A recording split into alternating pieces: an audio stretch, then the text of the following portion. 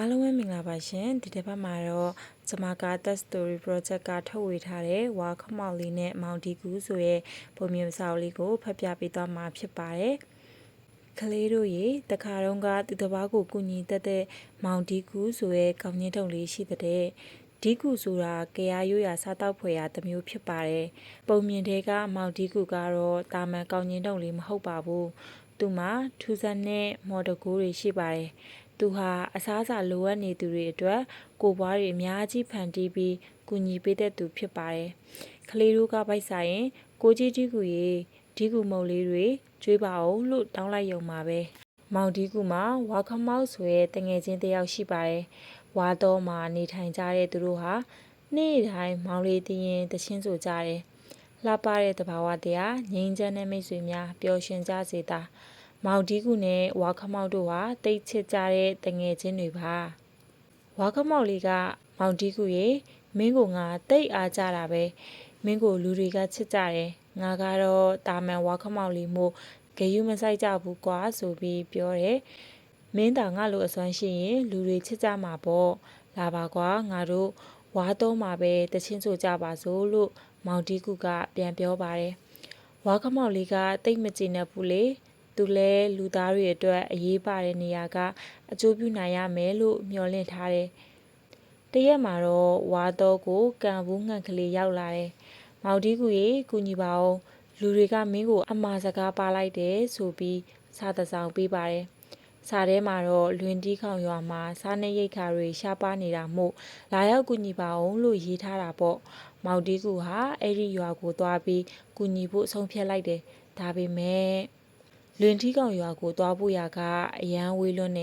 နေရန်ပူတဲ့လွင်ပြင်ကျဲကိုဖြတ်ပြီးခရီးသွားရမှာအဲ့ဒီကိုမရောက်ခင်မောင်ဒီကူရဲ့ကောင်းညင်းတွေ6တွေ့ကုန်မှာစိုးရင်ရတယ်6တွေ့သွားရင်သူ့အစွမ်းတွေပျောက်သွားမှာပေါ့လူတွေကိုဘယ်လိုကူညီရမလဲမောင်ဒီကူစိတ်ပြက်သွားတယ်ဦးနေမင်းခမမောင်ဒီကူပါလားဟိဘာများပြောစရာရှိလို့လဲ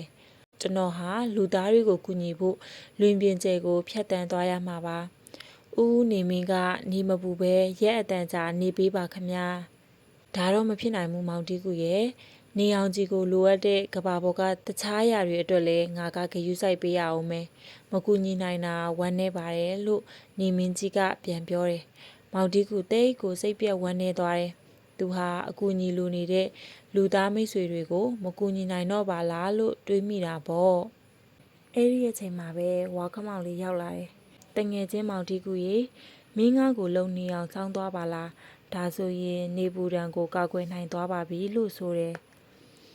သူတို့တငယ်ချင်းနှစ်ယောက်ဟာမောင်လေးတီးပြီးပျော်ရွှင်စွာတချင်းတွေဆိုလို့လွင်ထီးကောင်ရွာကိုခရီးထွက်ကြတယ်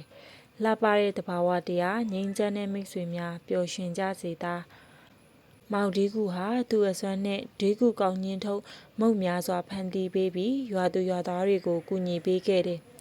ရွာသူရွာသားတွေဟာမောင်ဒီကူကိုချီးမွမ်းဂုဏ်ပြုကြတယ်။မောင်ဒီကူကပြောတယ်။ဝါခမောက်လေးသာမကူညီရင်ကျွန်တော်လွင်ထီးကောင်ရွာကိုရောက်လာနိုင်မှာမဟုတ်ဘူး။ဝါခမောက်လေးကိုလည်းဂုဏ်ပြုထိုက်တယ်လို့ပြောပြတဲ့ကွယ်။အဲ့ဒီအချိန်ကစပြီးရွာသူရွာသားတွေဟာသူရဲကောင်းတငယ်ချင်းနှစ်ယောက်ကိုဂုဏ်ပြုတဲ့အနေနဲ့ဒီကူမုတ်ကိုနှင်းသက်စွာစားသုံးကြပြီးဝါခမောက်ကိုလည်းမျက်မျက်နှုံနှုံဆင်မြန်းကြပါတော့တယ်။ဒီကူကောင်းညင်းတုပ်ပွဲတော်ကြောင့်တီကောင်းစရာ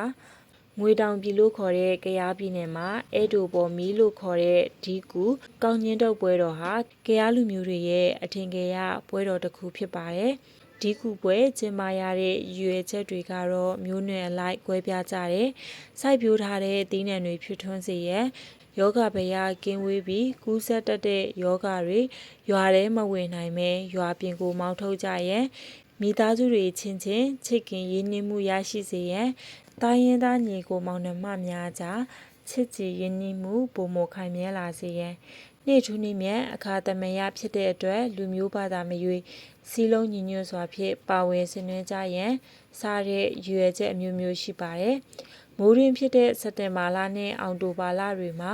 အဲ့ဒိုပေါ်မီကိုနှစ်စဉ်နှစ်တိုင်း3ရက်တိုင်တိုင်ကျင်းပပြုလုပ်ကြပြီးကြက်ရိုးထိုးပြီးရက်သမှတ်ကြတယ်။အဲ့ဒိုပေါ်မီတွင်ကောင်းညင်းကိုဒီကူလို့ခေါ်တဲ့ဖက်ရွက်နဲ့ထုတ်ပြီး ဒီကူခေါ်ကောင်းညင်းထုတ်ပြုလုပ်ကြပါတယ်။ကောင်းညင်းထုတ်များကို3ခုသို့မဟုတ်4ခုပူးတွဲချီပြီးကရင်နီမျိုးနွယ်စုတို့၏စည်းလုံးညီညွတ်မှုကိုပြသကြတယ်။ဒီကူအပြင်ရိုးရာခေါင်ရည်ထမင်းဟင်းလျာတွေနဲ့ဆွေမျိုးမိတ္တဟာရတွေကိုတဲခင်းကျွေးမွေးအိတ်ခံလေးရှိကြပါတယ်။ဒါအပြင်အိဒိုအကနဲ့လည်းပွဲတော်ရက်အတွင်းအိမ်တွေကိုလှည့်လည်ပြီးကပြဖြောပြလေးရှိကြပါတယ်။